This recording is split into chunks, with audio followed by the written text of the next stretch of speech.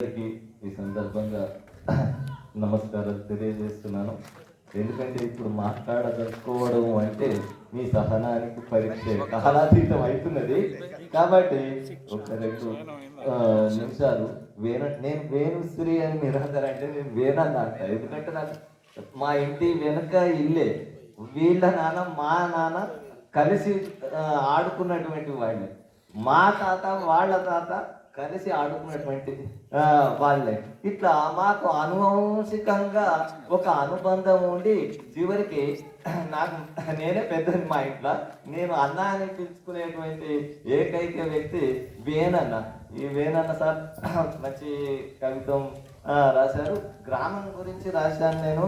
రమణ కొద్దిగా మనం గ్రామంలో కార్యక్రమాలు నిర్వహించుకోవడానికి మేము వస్తున్నాము అని చెప్పారు. అంతకుముందు ఏమన్నారంటే మీరు ముందు మాట రాయాలి దీనికి, ఈ పుస్తకం గురించి ఏమున్నది అంటే, ఎందుకు మనం తిరిగిన పల్లెలే కదా, అదంతా నాకు తెలిసే ఉన్నది.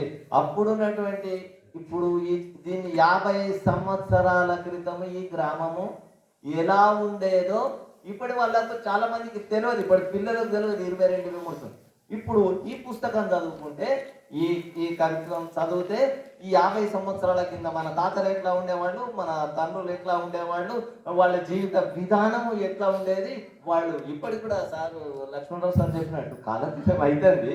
కానీ ఎడ్ల బండి ఉంది కదా, ఆ ఎడ్ల బండి గురించి చాలా మందికి తెలియదు. దాంట్లో ఉన్నటువంటి దాని మీద ఉన్నటువంటి వస్తువుల పేర్లు కూడా నేను అడిగి చూసిన ఇప్పటి పిల్లలను 20-25 నాలిక బల్ల అంటే ఏంటి, నాలిక బల్ల అంటే ఏంటిది తెలియదు. గుజ్జులు రాకెలు కొంతమందికి తెలుసు, అప్పటి వాళ్ళకు నాకంటే కొద్దిగా చిన్నోళ్ళకు నాతో సమానమైనటువంటి వాళ్ళకు. కానీ ఇప్పటి వాళ్ళకు అసలు బొడ్డుజీలా అంటే ఏంటి ఇది తెలియని పరిస్థితి.